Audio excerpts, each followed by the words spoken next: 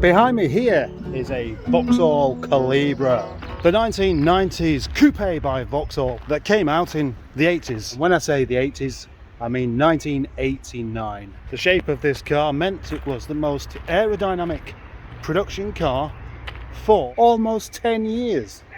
I mean, the front is clearly very, very sleek, but for it to be the most aerodynamic car for 10 years is quite a surprise. I did just look up that fact this morning on Wikipedia, so it might be wrong, but it's probably not. Having driven these before, I do know how economical they are, and they're also very quick for their engine sizes, and well, I mean, an absolute delight to look at. The 1990s was definitely a decade for coupes, and there just isn't getting any around the fact that this really is a fantastic looking car. The styling is very, very simple. There's no clutter anywhere, no bits added on. Again, it looks like one of these cars that one person has designed and one person only. It's a pretty rare sight on the roads these days, but in the 90s they were all over the place, and it had some stiff competition too. Yeah, like the Ford Probe. Not that one, but the Honda Prelude. Definitely a nice alternative to this, and very, very well made. The Rover 200 coupe was definitely the most beautiful, and that's not me being biased, that is just me stating a fact. Fiat Coupe, also incredibly interesting, but unsurprisingly completely disappeared. Then there was a Mazda which was quite dull. I can't even remember what it looked like. Toyota Celica. Anyway, there's quite a few of them. Back to the car in question. Personally, I've never been a fan of Vauxhall, although they do and have made some very nice looking cars, and they have some good ideas, and they have some good engines, and I'm not sure why I don't like them. There are so many points to this car that I just think really are very, very eye-catching. And speaking of eye-catching, this here, that's quite eye-catching. I just think it has the look of danger about it somehow, and I don't mean danger as in like it looks cool and it's kind of something like that, but no, actually possibly dangerous if you catch your eye on it. When I get into the car, look how close your eye gets to that. I bet somebody somewhere has done themselves an injury on that at some point. Let's not worry about it because it does look really rather cool. I was always a real fan of the back end of this car, and I think it would be spoiled with a boot spoiler because it's just such a nice clean design with these great big rear lamps on. I'm not sure why they put the keyhole in the actual light itself. You can imagine your window salesman trying to get his samples in the back of there, stabbing at the rear lamp in the dark, drunk off his noggin. The profile, meanwhile, is absolutely super duper. I mean, look, great big section at the back there. This lovely big pointy window, which is similar in shape to the eye stabby window. I bet that was designed deliberately. I bet this window came first, and in the spirit of design, they thought they'd put a small one at the front, knowing someone's eye is going to get popped out, but that's fashion for you. The indicator on the wing there does look a little bit like an afterthought. Do you think so too? Looks like they made this wonderful sleek design, and then someone said, hey, hang on, you forgot to put an indicator on there. Let's quick have a route through the parts bin. And then we have the completely uncreased bonnet and the rather uncluttered front bumper. This is the facelift model with the V badge on, V for Vauxhall. While everybody else in the 90s were busy de-badging all their cars, Vauxhall decided they would put an extra one on the front, just so you could tell in advance what car was about to run into the back of you. Anyway, I think it's time to start talking about this car's engine. That is an engine with a dizzy cap and a single cam, a rather huge ABS pump, a fuse box with one fuse in it, and a big battery. You see, I know all about engines. What I can most definitely tell you is this is a 2-litre single cam with 115 brake horsepower. 115 brake horsepower doesn't sound like a great deal, but it is certainly good enough. But this was the first of the Calibra engines introduced in 1989, and it's proven to be probably the most reliable of them all. After that, they had a 2-litre twin cam, Cosworth tuned 150 brake horsepower red top engine. And before too long, they decided that either that was too much power or they fell out with Cosworth, I'm not really sure. And the power was reduced to about 130 and then called an Ecotec engine. And as I remember, the Ecotec engine was very pokey. It was a very nimble, quick little car. They went on to make a turbo version of it with 4-wheel drive with about 204 brake horsepower. That would have been pretty quick. I've never driven one. I imagine that would have been a bit too much power for this particular chassis. They also had a 2.5 litre V6 with 168 brake horsepower, and I had a go in one of those once, and I preferred the 2 litre.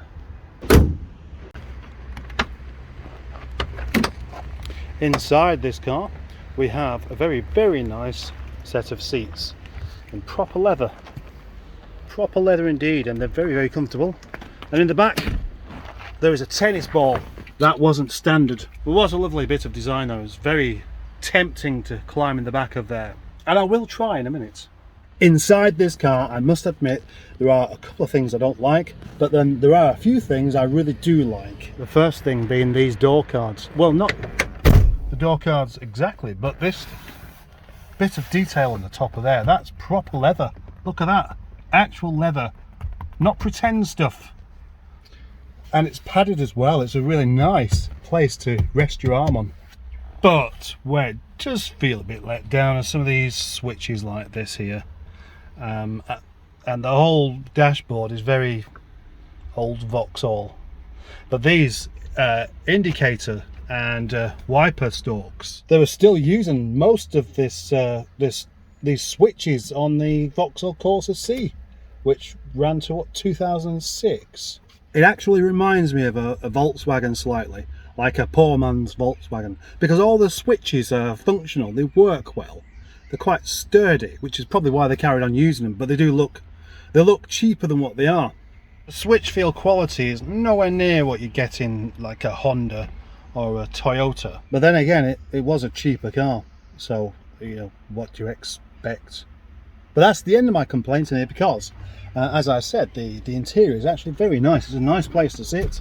And this headlining is very light, so the whole car, although it feels very small and like you're properly enclosed, it does feel very airy at the same time, which is a nice combination. Speaking of cheap, of course, this car was built on the Vauxhall Cavalier chassis, the Mark III Cavalier or the Vectra A, but stiffened up somehow, and with Vauxhall Omega rear suspension.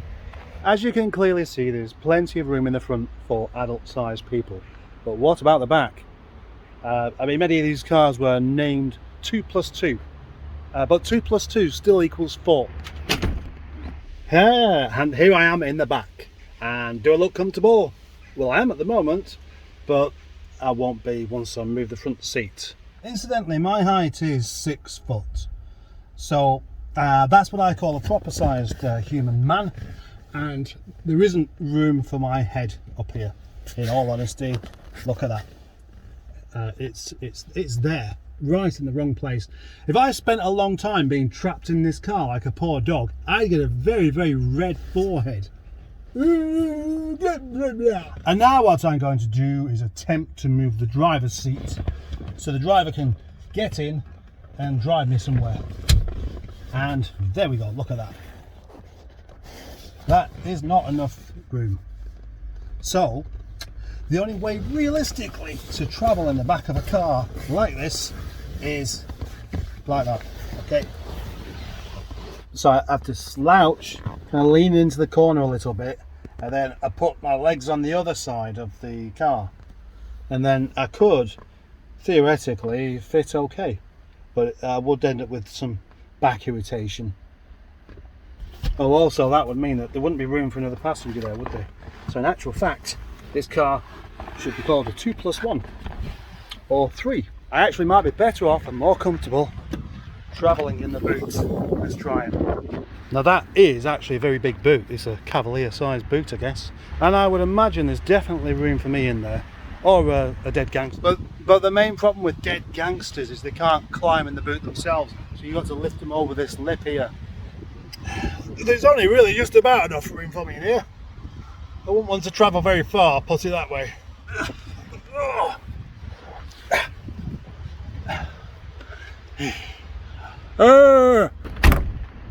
Other useful features on this dash are this really big, deep hole there. There's no airbag, you had that instead. In the past, it was more important to have a great big deep hole to store things than not having your face smashed in. And then a very, very big glove box as well, and some nice door pins. But what this car doesn't have is cup holders, and that's a good thing because, you know, in the past people didn't carry drinks around with them and they wasn't so distracted, so they didn't crash and they didn't need those airbags so much. Before setting off, I will actually say that I was never keen on this really high bulkhead on the Calibra, because you can't see the bonnet of the car. Like, this is my view there, and I can just about see a bit of the bonnet, but you can't see the corner of the car.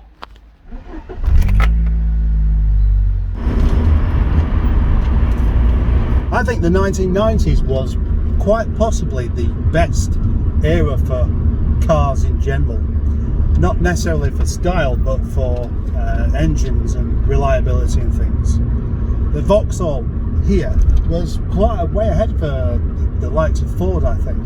They managed to get the hang of making reliable engines that were also very economical, and with that also quite quick as well. Suddenly cars were generally quite nippy.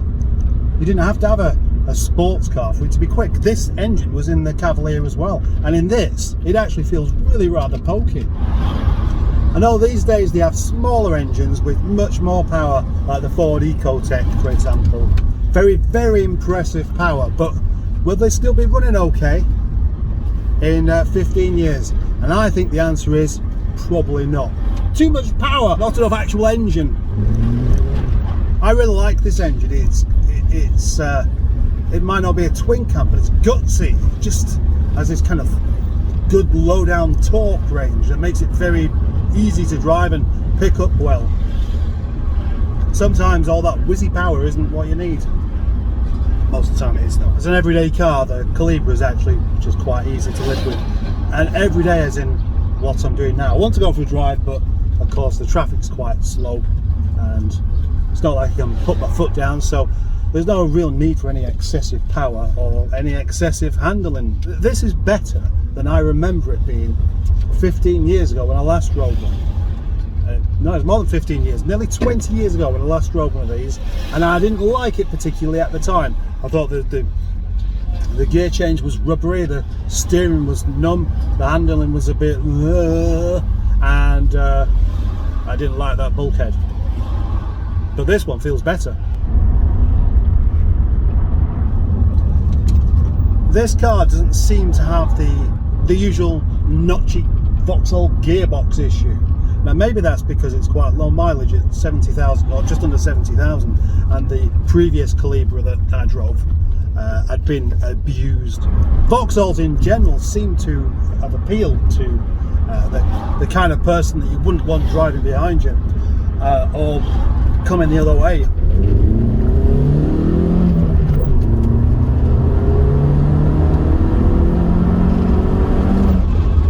Performance, quite good. It's not particularly revvy. It does feel a bit like it's running out of kind of interest by the time you get to about 5,000 RPM.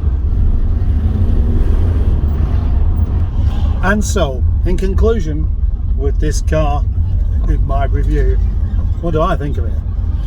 I like it a lot more than I was expecting to do. It pulls really nicely, and it drives like a relatively modern car, but not so modern that it doesn't have any kind of personality.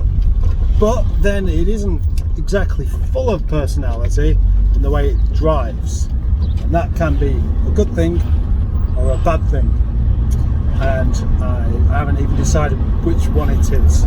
The only thing that really possibly lets it down for me is it doesn't really have any great kind of personality about how it drives. It just drives. It's kind of very Vauxhall-y. But I mean, this doesn't make any sense. It's Vauxhall in a nice way.